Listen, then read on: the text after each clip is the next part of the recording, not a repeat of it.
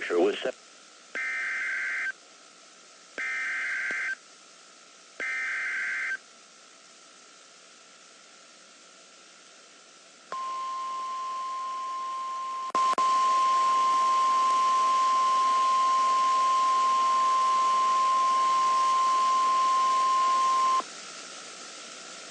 The National Weather Service in Tallahassee has issued a special marine warning for coastal waters from Destin to Grayton Beach out to 15 nautical miles over Gulf of Mexico waters until 8:30 a.m. Central Daylight Time.